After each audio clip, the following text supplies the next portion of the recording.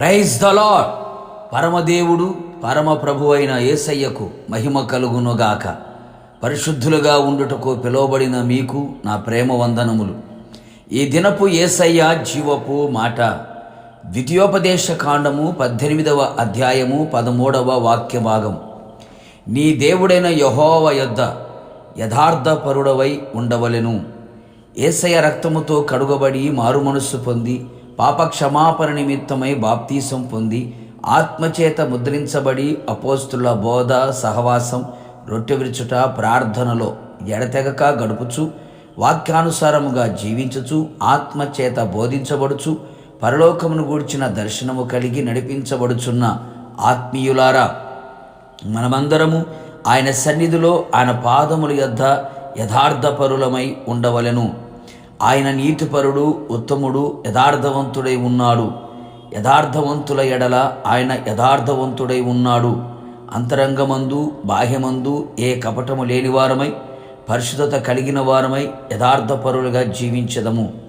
యథార్థమైన మాట, యథార్థమైన హృదయం, యథార్థమైన భక్తి, యథార్థమైన ప్రవర్తన, యథార్థమైన ప్రేమ, యథార్థమైన ఆరాధన కలిగి ఎల్లప్పుడూ ఆయన యొద్ద ఆయన సన్నిధిలో నివసించెదము.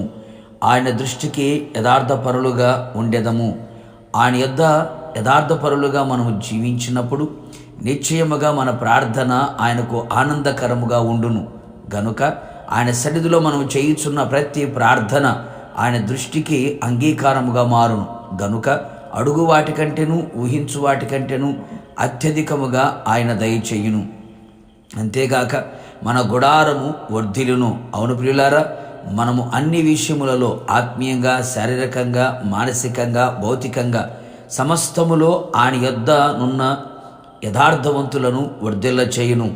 ఇంకనూ మనం యథార్థతను విడువక ఆయన యొద్ద ఉండిన ఎడల రెండింతలుగా దీవెన పొందుకొని మేలైన దానిని స్వతంత్రించుకొనిదము.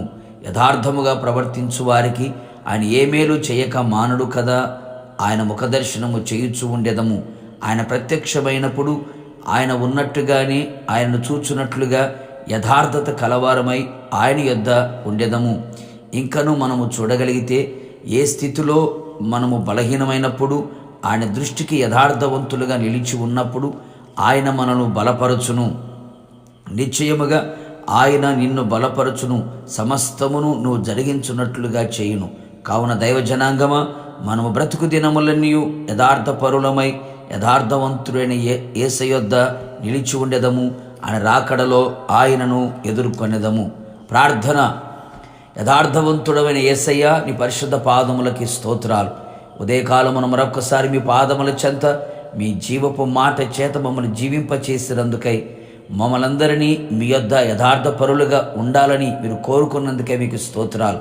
అవును తండ్రి, జీవిత కాలమంతా బ్రతుకు దినములన్నీ మీ రాక వచ్చేంత వరకు, మా పోకడ జరిగేంత వరకు మేము మీ యొద్ద యథార్థవంతులుగా ఉన్నట్లుగా కృపదయ చేయండి.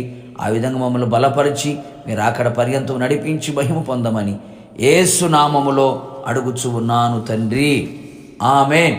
నిశ్చయముగా మీరును మీ కుటుంబ సభ్యులందరూ యథార్థవంతులై ఆయన యొద్ద నిలిచి ఉందురుగాక. God bless you.